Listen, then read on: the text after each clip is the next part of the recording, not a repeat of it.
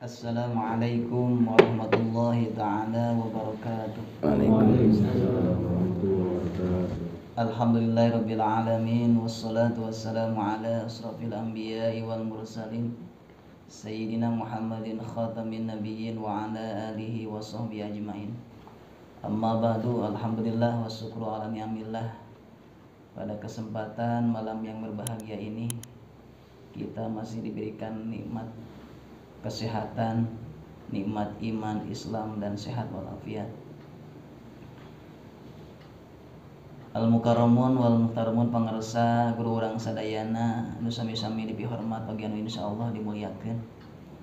Para jamaah tawasul Al-Ikhlas, penonton setia YouTube MT Al-Ikhlas dimanapun Anda berada, yang saya cintai dan yang saya banggakan, dan juga rekan-rekan santriawan.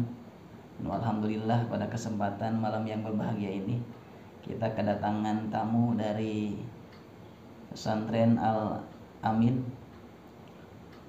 Mudah-mudahan kita semua yang hadir pada kesempatan malam yang berbahagia ini diberikan keberkahan oleh Allah Subhanahu wa taala. Amin ya Allah ya rabbal alamin.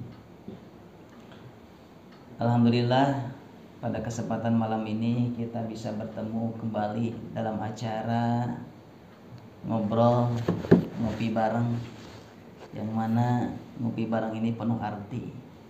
Insyaallah pada kesempatan malam ini kita ditemani oleh narasumber kita yang sudah tidak asing lagi, yaitu pangarsa guru urang sadayana. Alhamdulillah dalam kesempatan malam ini ada tema yang akan kita bahas adalah temanya bebas. Jadi buat jamaah sekalian yang mau bertanya seputar yang ditanyakan nanti bisa ditanyakan kepada guru kita semua. Tapi sebelum kita menginjak kepada sesi tanya jawab, sebagai mukadimah pembuka akan disampaikan oleh guru kita semua. Kepadanya kami persilahkan. Assalamualaikum warahmatullahi wabarakatuh. Waalaikumsalam warahmatullahi wabarakatuh. Alhamdulillahirabbil alamin. Wassalatu wassalamu ala asyrafil anbiya'i wal mursalin Sayyidina Muhammadin khatamin nabiyyin wa ala alihi wa sahbihi ajma'in. Asyhadu an la ilaha illallah wahdahu la syarikalah wa asyhadu anna Muhammadan abduhu wa rasuluhu shadiqul wa'dil amin, amma ba'd. Alhamdulillah wa syukru ala ni'amillah. Puji syukur marilah kita panjatkan kehadrat Allah Subhanahu wa taala. Shalawat bertangkaikan salam semoga senantiasa tercurah kepada paduka alam Sayyidul Awwalin wal Akhirin, Kangjeng Nabi Muhammad sallallahu alaihi wasallam. Alhamdulillah pada malam ini, malam Rabu, kita bisa berkumpul bersilaturahmi dalam sesi ketiga ngopi penuh arti. Mudah-mudahan waktu yang kita pergunakan dijadikan poin amal soleh yang berbuah barokah untuk jangka pendek di dunia dan untuk bekal jangka panjang di akhirat. Pemirsa, terutama penonton YouTube MT Al-Ikhlas yang saya muliakan dimanapun Anda berada, sahabat setia, kerabat, khususnya jamaah Majelis Taklim Al-Ikhlas dan ikhwan TKN, mudah-mudahan dalam rangka memanfaatkan sisa umur, dalam rangka memanfaatkan sisa usia, hidup dan kehidupan kita senantiasa terarah ada dalam bimbingan rahmat dan ridho Allah Subhanahu wa taala. Selanjutnya Saya persilahkan kembali kepada moderator Pak Ustadz Rover. Jadi ini julukannya Ustadz Rover. Aslinya Ustadz Mulyana, karena punya mobilnya Kijang Rover, tinggalnya di Perum Mahir, Paredang, maka dapat julukan dari warga Perum adalah Ustadz Rover. Seandainya suatu saat punya mobil Alphard, pasti Ustadz Alphard. Assalamualaikum warahmatullahi wabarakatuh. Alhamdulillah, telah kita dengarkan mukadimah dari guru kita semua. Mudah-mudahan apa yang disampaikan oleh kita semua bisa bermanfaat bagi kita semua. Amin ya Allah. Menginjak acara yang selanjutnya, yaitu adalah acara sesi tanya jawab. Jadi buat rekan-rekan jamaah, ikhwan ataupun santriawan yang mau bertanya seputar permasalahan-permasalahan, terutama baik masalah pribadi ataupun masalah yang berkaitan dengan keluarga ataupun yang silakan dari tamu, mungkin ada yang mau ditanyakan dari santri Al-Amin ya. Mungkin dari Pak Alam kayaknya mau bertanya nih, kayaknya udah tidak sabar. Alhamdulillahirrahmanirrahim. Bismillahirrahmanirrahim. Assalamualaikum warahmatullahi wabarakatuh. Waalaikumsalam warahmatullahi wabarakatuh. Saya Alam Akbar. Kalau sehari-hari aktivitas sebagai konsultan Pamsimas di Kabupaten Sukabumi. Kebetulan posisi tugas sekarang wilayah 5, sekitar Sagaran, Cidadak dan sekitarnya. Beberapa hal yang ada ditanyakan berkaitan dengan lokasi tugas saya.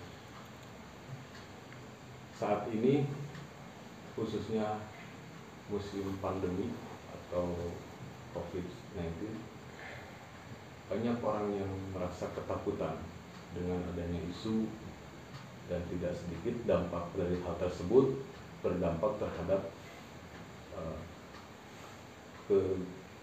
ketauhidan yang mulai bertelur. Bahkan mungkin ada yang saya temukan itu hampir kayak krisis kepercayaan terhadap pemangku kebijakan dan sebagainya. Sehingga bagi saya tidak mudah untuk bisa meluruskan hal tersebut. Mana buktinya? Jangankan kita ajak ngaji ataupun ibadah yang lainnya, untuk melakukan hal yang positif pun sekarang sudah agak luntur. Maka yang menjadi pertanyaan, gagasan apa atau metode seperti apa yang mungkin kita bisa sampaikan yang tadinya kembali ke jalan pulang gitu. Jadi yang tadinya semuanya jalannya menyasar, mulanya kembali kepada jalan Allah, tapi ternyata tidak mudah dengan situasi seperti ini.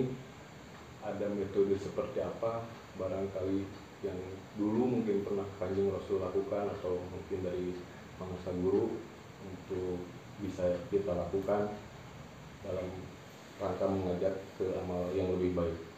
Demikian. Assalamualaikum warahmatullahi wabarakatuh. Waalaikumsalam warahmatullahi wabarakatuh. Penanya pertama adalah Bapak Alam Akbar. Jadi alam itu adalah kullu ma siwa Allah. Selain daripada Allah itu alam. Akbarnya gede. Jangan Nis, jawab. Mana? Pemirsa setia YouTube MT Al-Ikhlas, sebelum saya menjawab mungkin pertama-tama dan paling utama adalah berterima kasih kepada semua penonton yang sudah setia dan mendukung.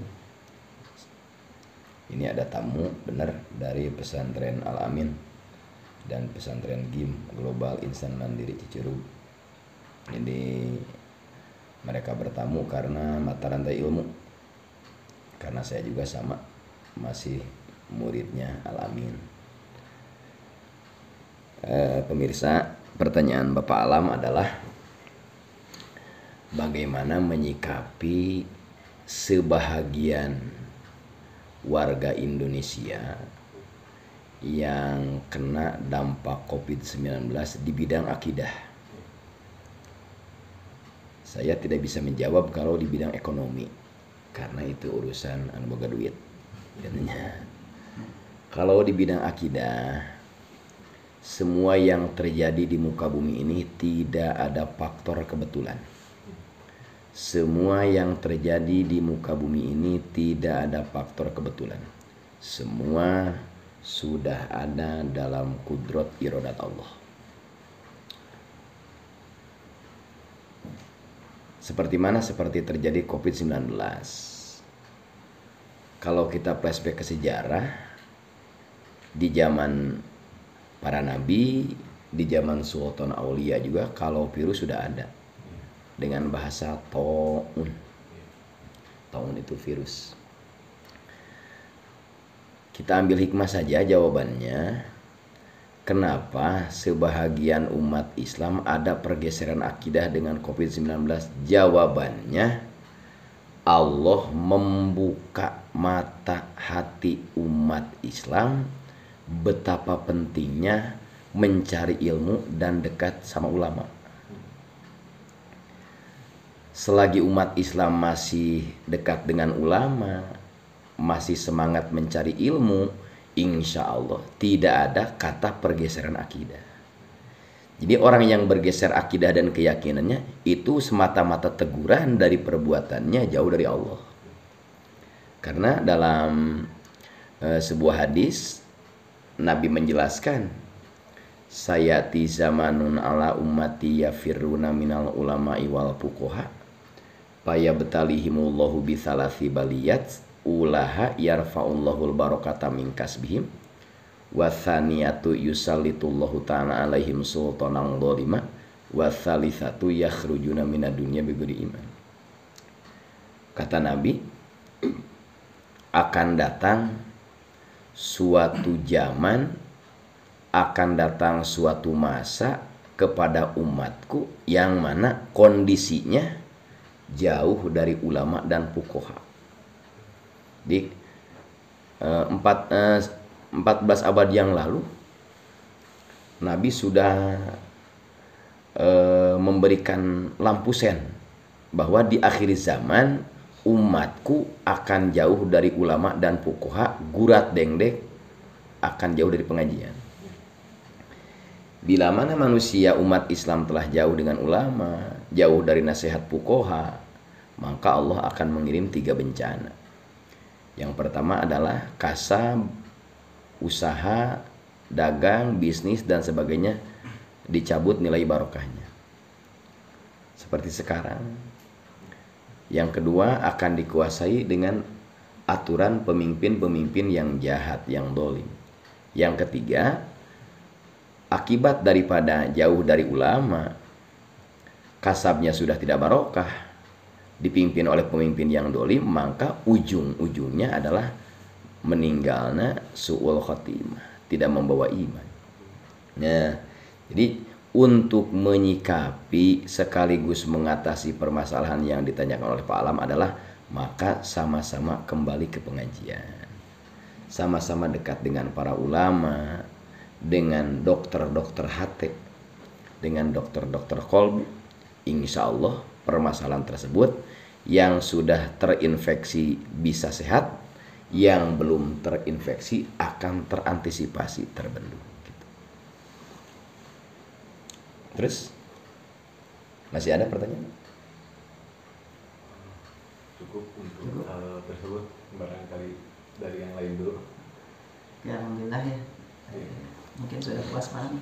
Sudah, jadi bisa dapat disimpulkan kalau secara simpulnya mungkin kita menjauhi majelis taklim sama dengan kita menjerumuskan diri atau bunuh diri secara tidak langsung. Benar. Ya.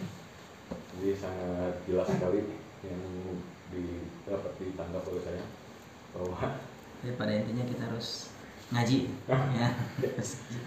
Nah itu. Pan ngaji mah tidak ada minal mahdi ila nikah. Mencari ilmu mah minal mahdi ila lahdi. Dari mulai ayunan ibu sampai liang lahat. Jadi tidak ada kata berhenti ngaji. Nah, pesan Nabi sampai liang lahat. Kalau dalam surat Al-Hijr ayat 99, wa'bud rabbaka hatta ya'tiyakal yakin. Beribadah itu sampai mati. Di can maot mah tong kaeur. Kakarak ge aya dampak Covid eureun ngaji. Maka terkadang yang saya lakukan berkah karomah Sultan Aulia, berkah guru, terkadang di situasi misal kayak kemarin saya ketemu di warung, walaupun secara etika mungkin kurang melenahnya bahasa Sundanya, jadi langsung udah kayak tawasul jadinya, Fatihah, amin, saya didinya, walaupun kondisinya pinggir jalan, karena situasi yang orang lapangan seperti saya ini ya kayak gitu. Apakah itu tidak masalah gitu maksudnya? Tidak masalah, karena berdoa itu di mana saja. Di warung kita ada doa. Mungkin dari tamu kita ada yang tanyakan. Laras kenal nggak baju?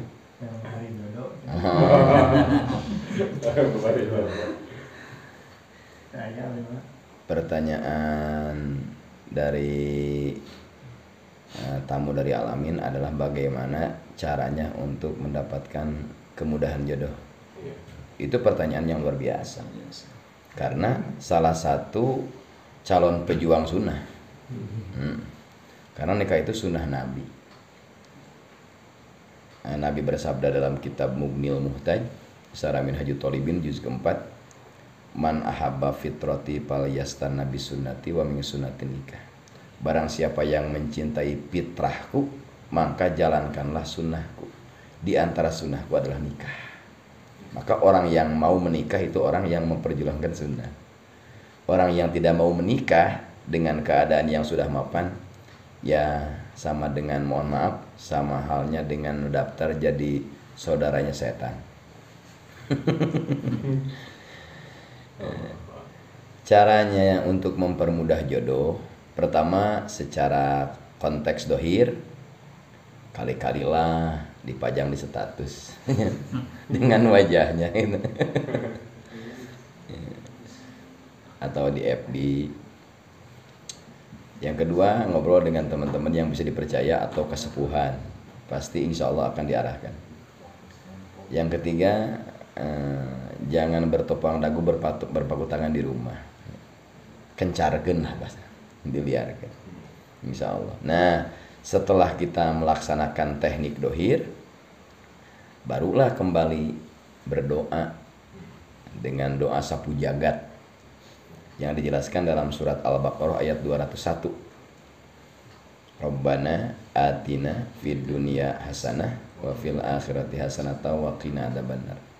Itu di dalam bahasa Sunda Indonesia disebutnya doa sapu jagat.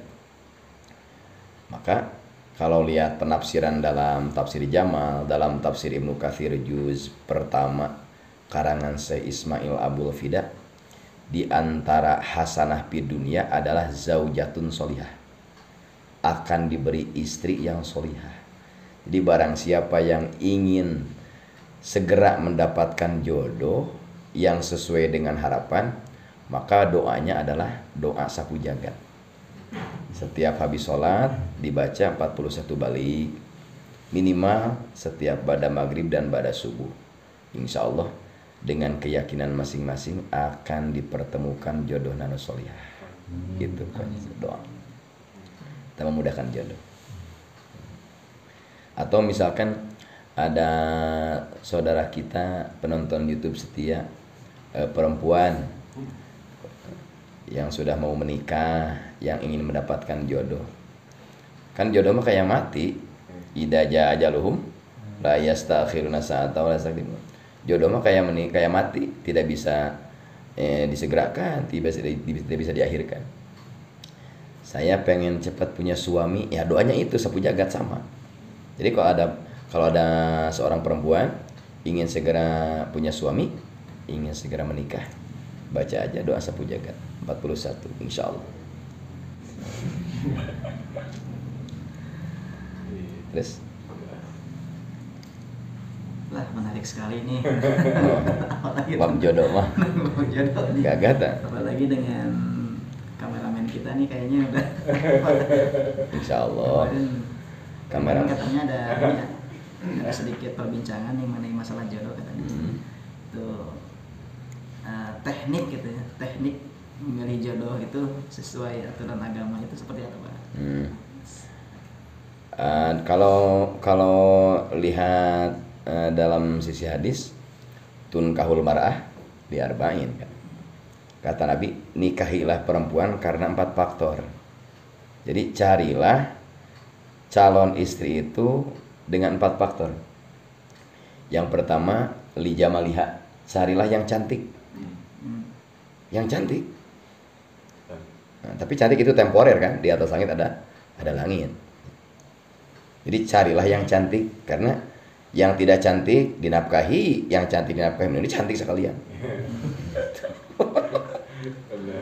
Itu kan anjuran dari Rasul. Carilah pertama yang cantik. Yang kedua limaliha, carilah yang punya harta. Jadi carilah yang kaya. Tapi jarang kan wanita gadis yang kaya. Biasanya yang kaya mah wanita yang statusnya janda. Itu target pasti. Kangjeng Rasul waktu nikah kepada Sayyidah Khadijah itu bukan wanita biasa, bukan janda biasa. Jadi janda, cantik, miliarder, pengusaha sukses. Itu baru. Jadi yang kedua carilah yang punya harta. Setidaknya lah bisa membantu program suami, program dakwahnya. Atau suami agar tidak terlalu ringsek. Yang ketiga wali hasabiha, carilah calon istri itu adalah yang bagus keturunannya. Karena apa? Nabi menganjurkan kita mencari calon istri harus bagus keturunannya, karena nanti anak kita nih yang akan bertanya, kamu siapa? Misalnya nama saya Anu. Kamu anak siapa? Anakku Anu. Nenekmu siapa? Anu. Oh itu mah terkenal ahli Jakarta. Enak kan? Coba kalau gini, kamu siapa? Nama Anu. Dari mana? Dari kampung Anu. Nama orang tamu siapa? Anu. Ibumu siapa? Oh ibumu itu adalah langgananku, kan gitu kan? Kacau. Jadi aib. Yang keempat walidiniha, carilah wanita yang bagus agamanya atau taat beragama. Nah, jadi yang pertama yang cantik, Cantiknya. dua Hartanya. tiga Keturunannya. empat. Nah, yang tiga dibagi dua, yang empat dibagi dua, yang tiga anjuran, yang satu perintah. Karena selanjutnya hadis padbar bidatidin taribat yada. Pilihlah wanita yang taat beragama, maka hatimu akan senang. Jadi Nabi menganjurkan dan memerintahkan. Kalau mencari yang cantik itu anjuran. Jadi dapat bagus, tidak apa-apa. Yang punya harta anjuran. Yang bagus keturunan anjuran. Tapi yang harus diprioritaskan, diutamakan adalah agama. Kalau wanita taat agama, maka akan menyandang predikat adalah imro'atun solihah, istri yang solihah. Tuh. Terus paham tak? Jadi opat itu lah pilariannya, bulu opat. Ya. Terus misalkan Pak Teddy pertama saya akan berusaha dulu mencari yang cantik. Ternyata gak dapat yang cantik. Rata-rata pasaran penting 5. Maka lari kedua. Biarpun tidak cantik, yang penting punya harta. Ternyata sama. Harta juga tidak punya.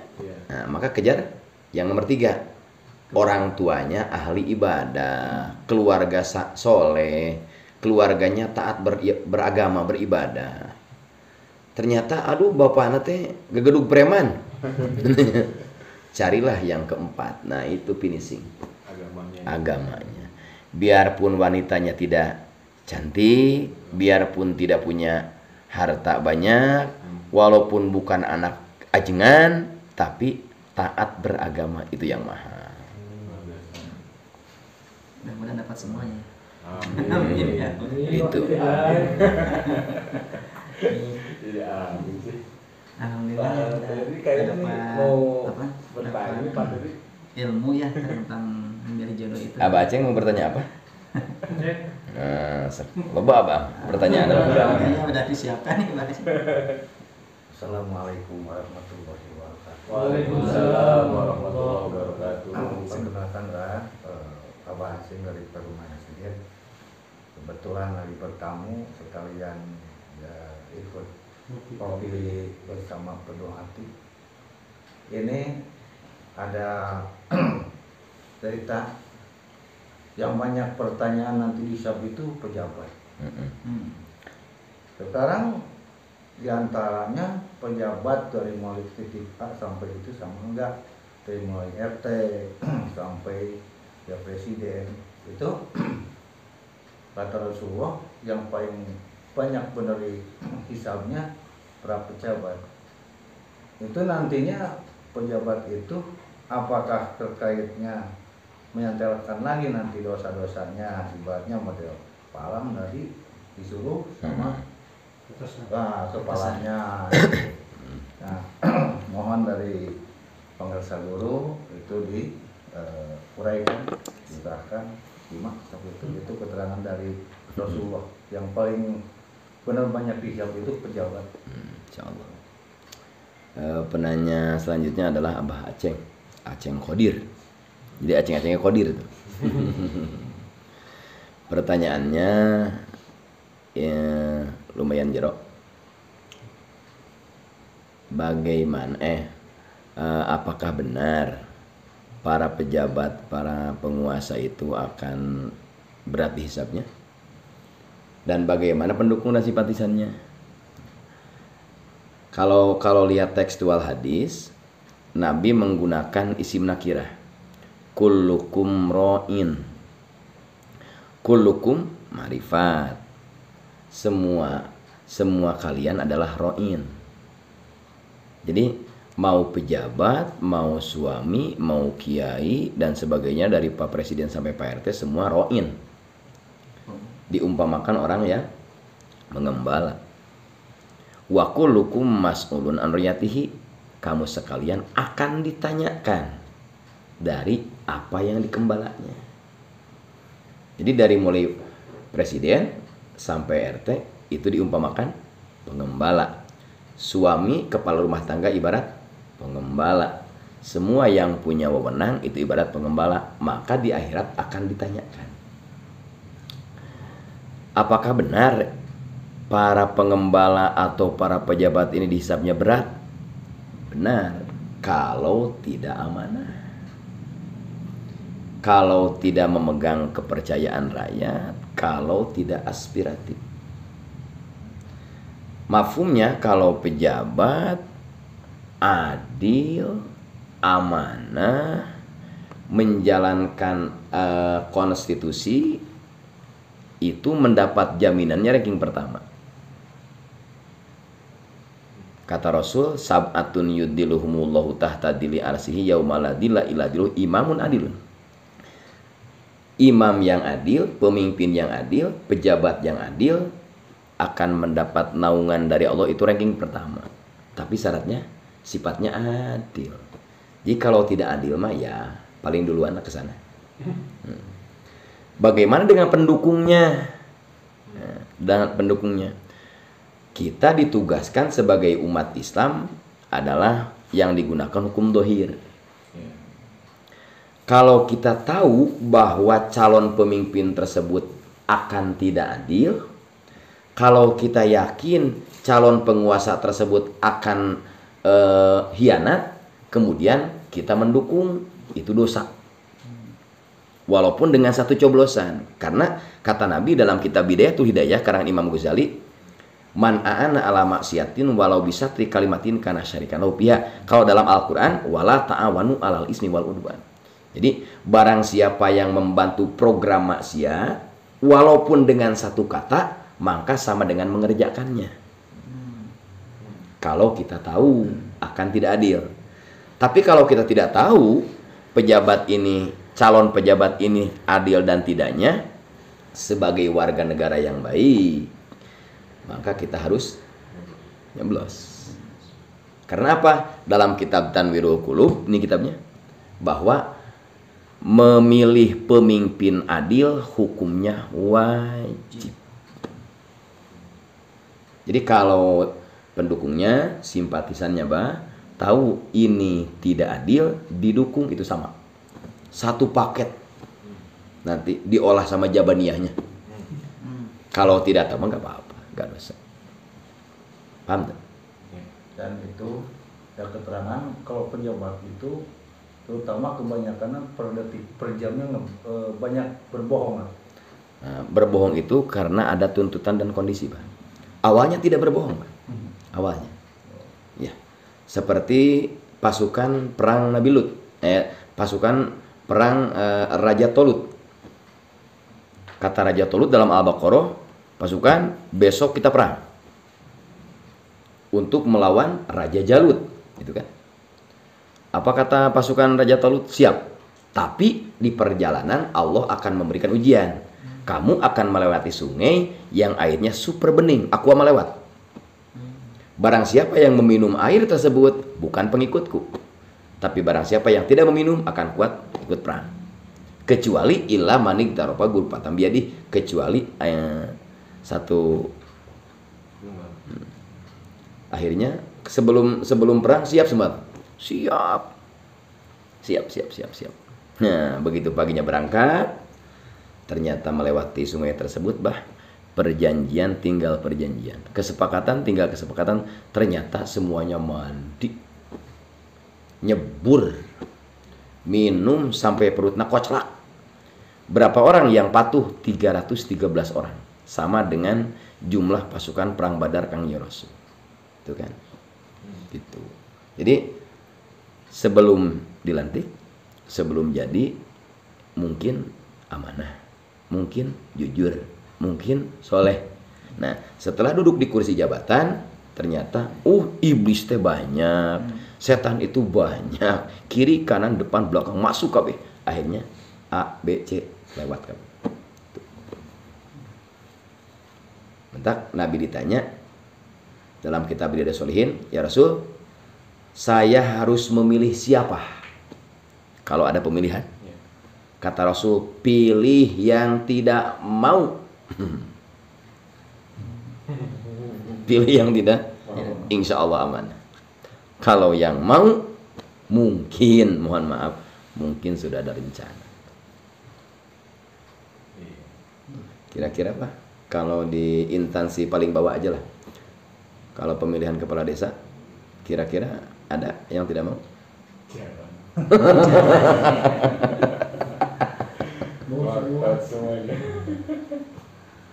Ada yang Pak? Paham? Luar biasa. Mantap. Katanya tadi Pak Teddy udah maju ke sini. Apa tadi? Mau bertanya biaya nikah. Assalamualaikum warahmatullahi wabarakatuh. Waalaikumsalam warahmatullahi wabarakatuh. Nama saya Teddy, jamaah dari Kampung Jamatan. Pertanyaannya, dalam Islam ada istilah ta'aruf.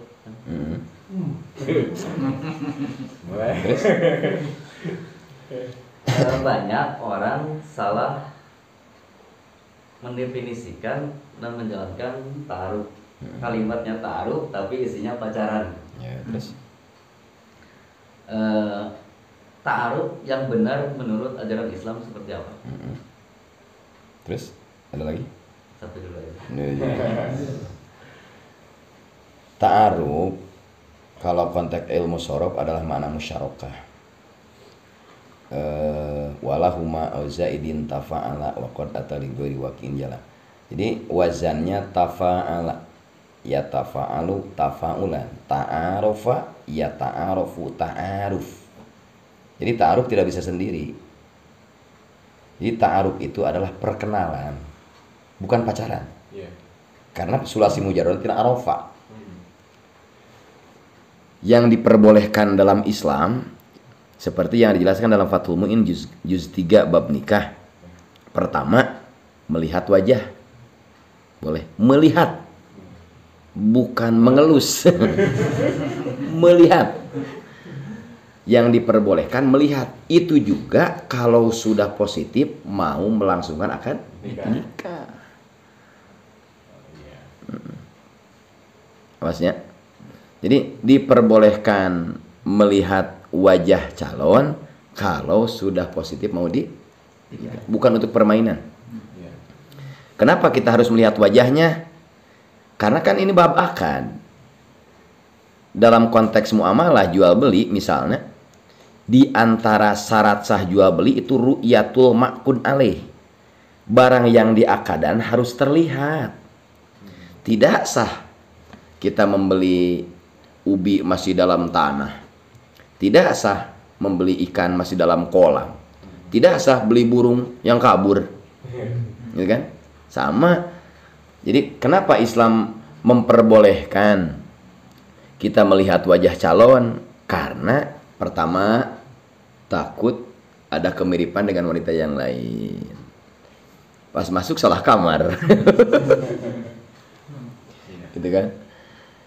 Yang kedua, kecocokan hati itu kan dengan hasil pandangan. Oh, ternyata wajahnya oke, wajahnya nyiku, levelnya level seleb, cocok kan? Ada keputusan kan?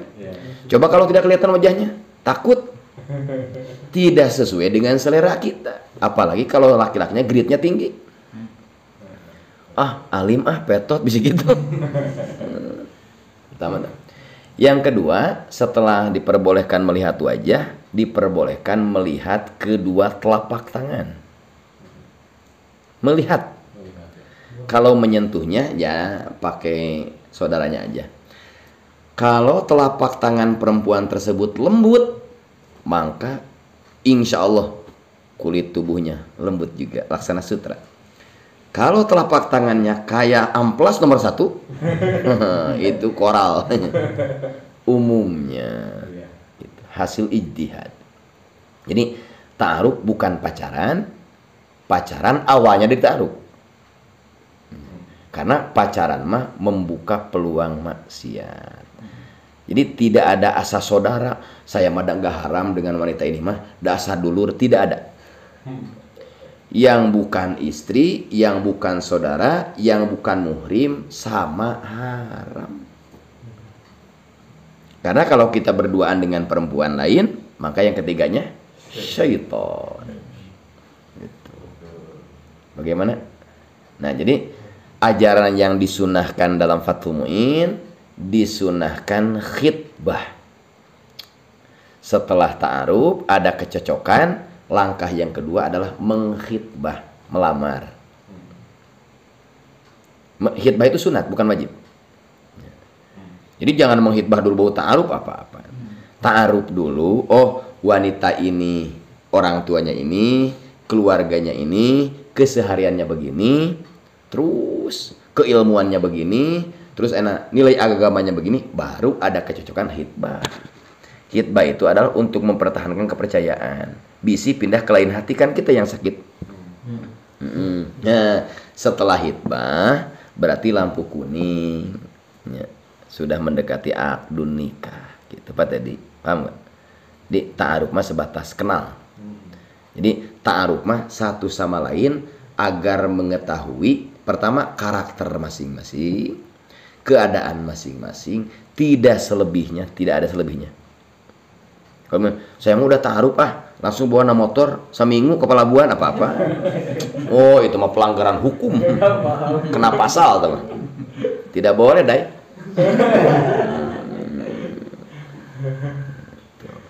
Luar biasa. Terus Ada lanjutan tadi. Sudah jadi budaya mungkin tradisi.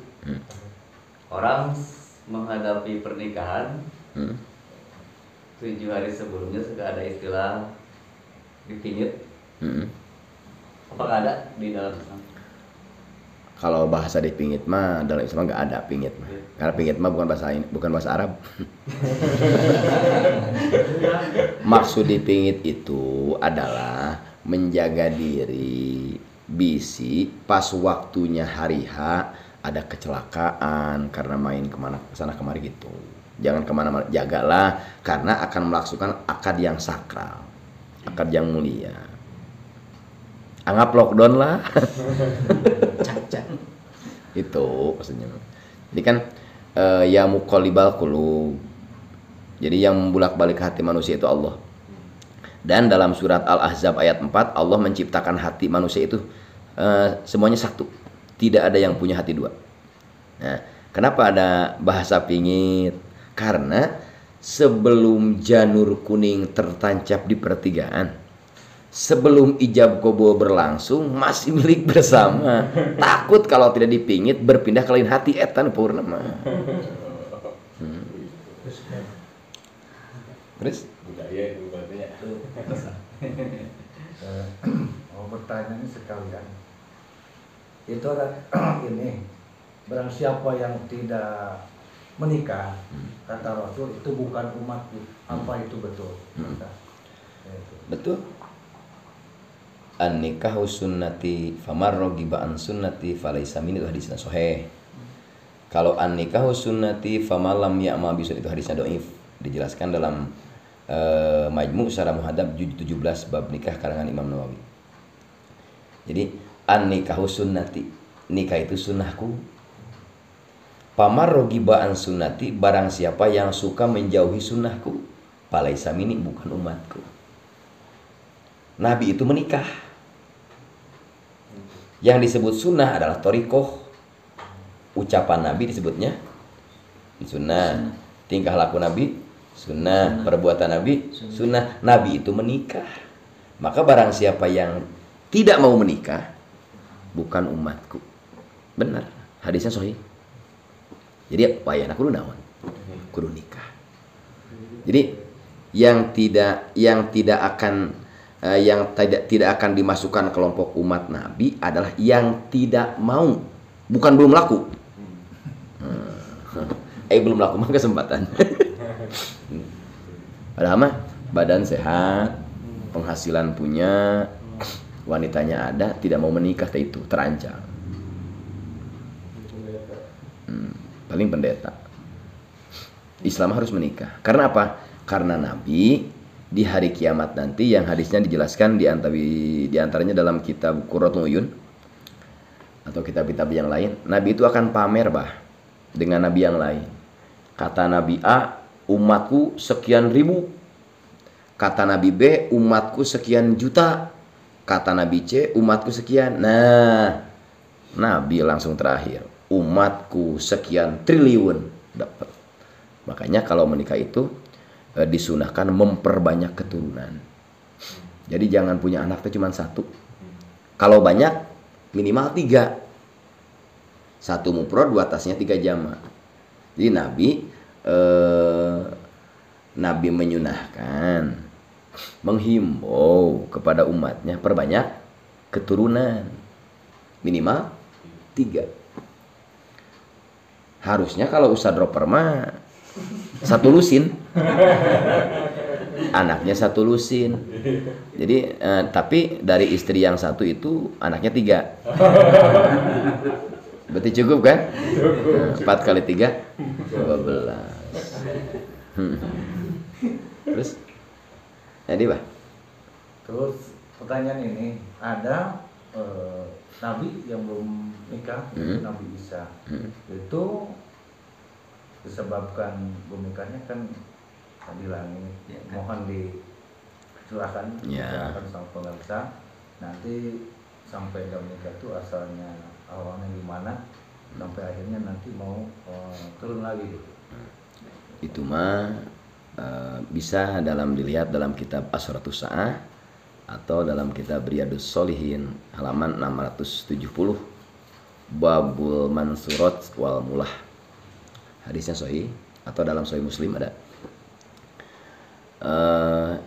Semua nabi berdoa, semua nabi, semua rasul berdoa kepada Allah mau dijadikan umat Nabi Muhammad, semuanya.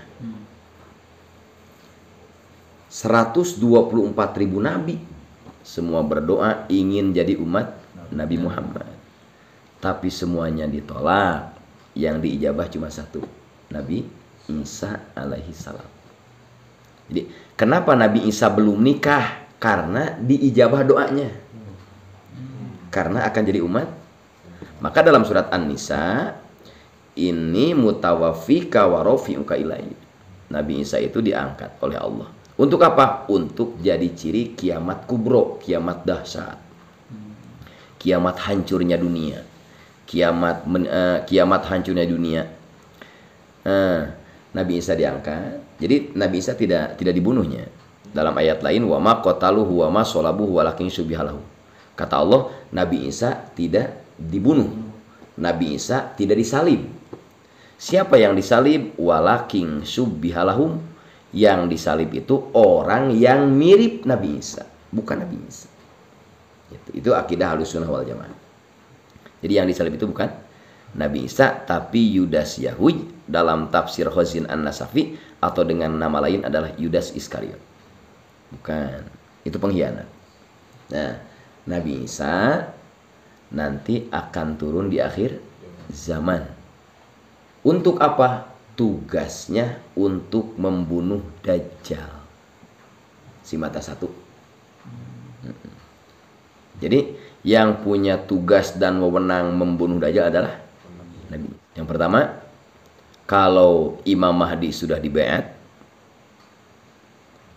Nah, setelah Imam Mahdi dibaiat, ya simpel aja ya, karena waktu.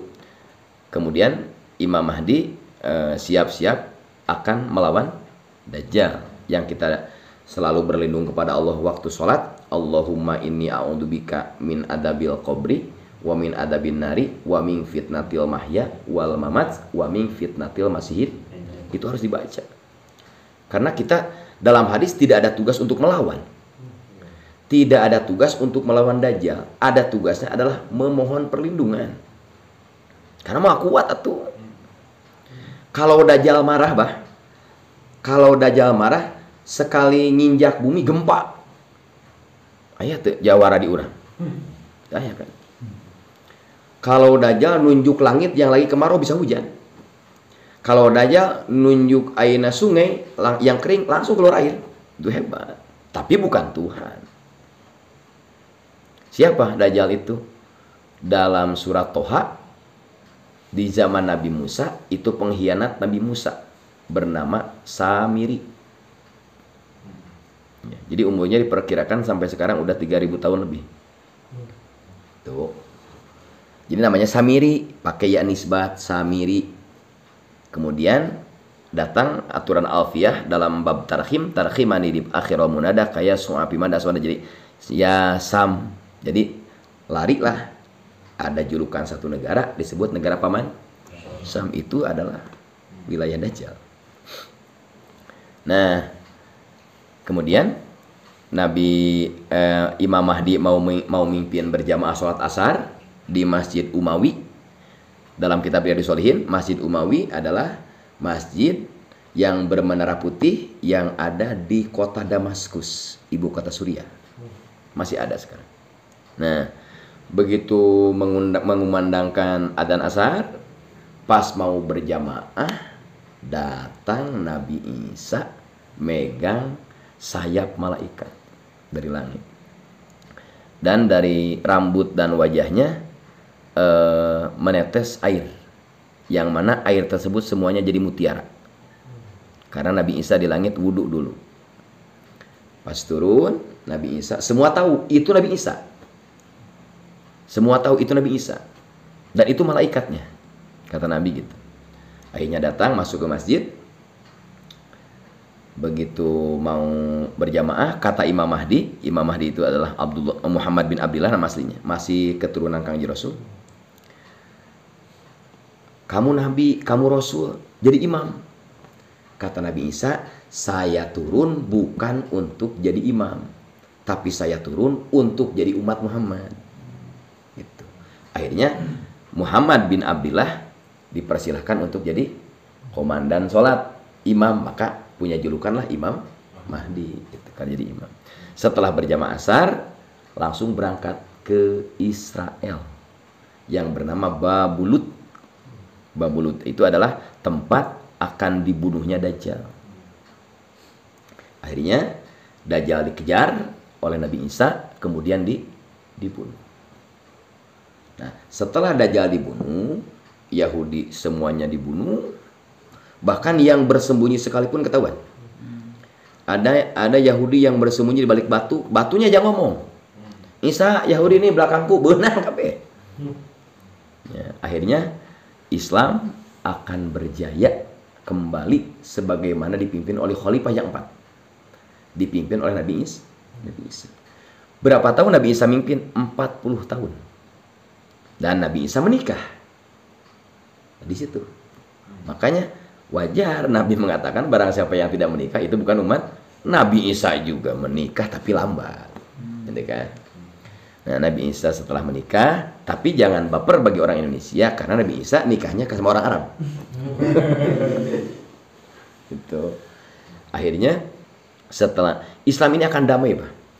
Dari mulai Masyrik sampai Maghrib, Islam akan damai, dunia akan damai sebagaimana dipimpin oleh khalifah. Bukan berarti Indonesia jadi negara Arab, bukan. Semua damai. Cirinya damai, tidak ada pintu dikunci. Tidak ada jendela dikunci karena tidak ada yang jahat. Dipimpin oleh Nabi Isa. Nah, sedang damai-damainya barulah jebol benteng Raja Dzulqarnain yang dijelaskan dalam surat Al-Kahfi, yang isinya adalah Ya'juj wa Ma'juj atau bahasa lain Gog Magog. Ya'juj wa Ma'juj itu manusia, sama dengan Dajjal, ada juga manusia. Ya'juj wa Ma'juj itu adalah keturunan Nabi Nuh. Nabi Nuh punya anak 3, Ham, Sam, Yafis. Nah, dari Yafis ada anak yang bernama Gog Magog gitu, Ya'juj Ma'juj. Itu mau jumlahnya bukan ribuan, Pak. Maka Nabi Isa tidak diperintahkan untuk melawan Ya'juj, tapi diperintahkan untuk berlindung di Bukit Sina atau Turi Sina dengan pengikutnya. Akhirnya berdoa Nabi Isa, ya Allah, kami tidak mungkin bisa melawan Ya'juj Ma'juj dengan jumlah miliaran. Akhirnya kata Allah, kamu bersembunyi aja. Akhirnya Allah menurunkan hujan ulat. Nah, jadi setiap Ya'juj Ma'juj punggungnya kena ulat, mati semua. Jadi Ya'juj Ma'juj matinya, binasanya bukan oleh senjata tapi dengan ulat. Coba bayangkan, miliaran manusia Ya'juj Ma'juj jadi bangkai semua. Bau. Kata Nabi Isa, ya Allah, gak kuat nih, bau bangkai. Akhirnya Allah mengirim burung seperti leher onta. Nah, ia bangkai Ya'juj Ma'juj akhirnya dibawa terbang oleh burung, dilempar ila haitsu masyaallah, ke tempat yang dikehendaki Allah. Nah, bersih bumi ini dari bangkai Ya'juj wa Ma'juj, bersih dari bangkai Ya'juj wa Ma'juj, akhirnya datang hujan. Maka ini dunia akan bening dan bersih, kembali damai. Maka pesan saya kepada saudara-saudara semua, pertahankan akidah, pertahankan ibadah, karena walaupun kita sulit dalam konteks ekonomi, walaupun pahit menghadapi kehidupan, tetap yang akan selamat adalah orang yang kuat mempertahankan keyakinan dan akidah. Paham, Pak?